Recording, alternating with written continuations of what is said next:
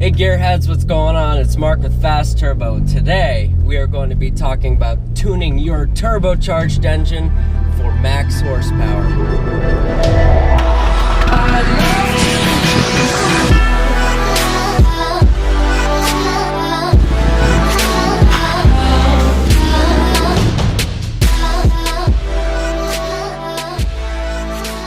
So you just got your brand new or used, whatever it is, turbocharged car, and you want to get that stuff rolling quick. So what do? Well, what a lot of guys do is they'll do basic bolt-ons, they'll do an exhaust, they'll do an intake, they'll do a tune, a chip, whatever it would be, to get some extra ponies out of that engine. So yes, an intake, an exhaust, fuel system upgrade, tuning are all things that are going to make some serious horsepower for your turbo engine.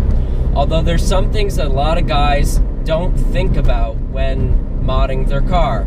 The first is building the engine, and that's something that's often overlooked in the car community. Oftentimes guys will just put a bunch of parts on their car and expect it all to work in harmony. And yes, that's what I've done with my car. I have the intake, the exhaust, the tuning, you name it, the water methanol injection, I've got it. And yes, it's making really good horsepower. But here's my dilemma at this point. I've maxed out my stock turbo. The next upgrade on my car would definitely be a bigger turbo. Engines, when they're built from the stock platform, are rated for a certain amount of horsepower. The 1.6 liter EcoBoost in this car, the stock block is rated for about 400 horsepower. Once you reach that 400 horsepower mark, you end up getting into rod knock, you can have some engine damage occur, and that'll make anybody's day ridiculously horrible day. So you can do some research online, Google it, see what your stock block's capability is with horsepower. If it's in your liking, say you're able to reach 350, 400 horsepower on your stock block with basic bolt-ons and a tune, and you're happy with that, then by all means do it. But if you want to get that extra horsepower, you have to build that engine up. My recommendation when building an engine is to see what other people have done with the engine that you have. It's also good to understand that when you're building an engine for horsepower, most likely the fuel that you originally were using will probably not work. Now, fortunately, with new technologies, we have new types of fuel. We have E30, we have E85, we have straight methanol. We have different grades of gasoline that work. But when you're building an engine for that power number that you want, if it's very high, of course, you're going to want to go with a fuel that is harder to ignite. Reason you want to go with a fuel like E85 is because if the fuel is harder to ignite, it's going to make the engine work a little bit harder, which in the dumbed down version creates more horsepower. It's more potent. The octane is much higher in E85 and methanol than it will ever be in gasoline. Now you're putting all of this power down to the ground.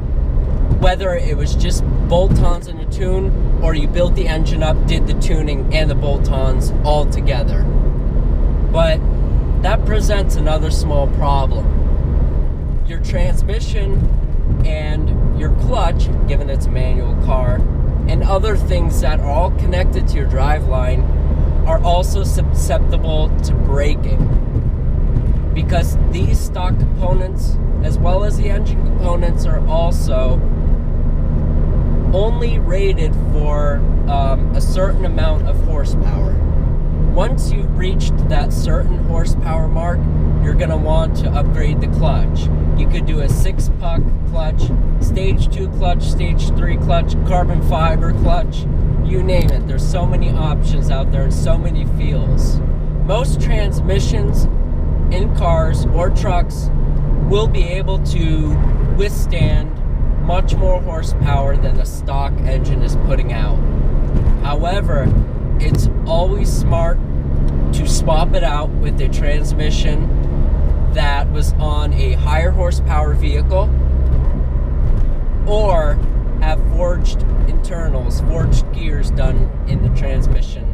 So when you're building your stock block up, here's what I recommend as far as upgrades go for the engine. Swap out the pistons, the rods, the bearings.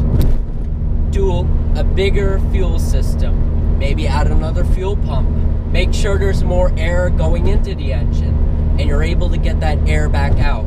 The air going into the engine and coming out of the engine should be equal.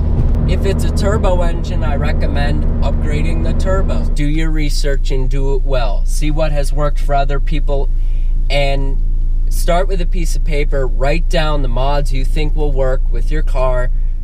Figure out in your head what works well together, what kind of power number you want, and you could always seek advice from people that make engine building a living for themselves.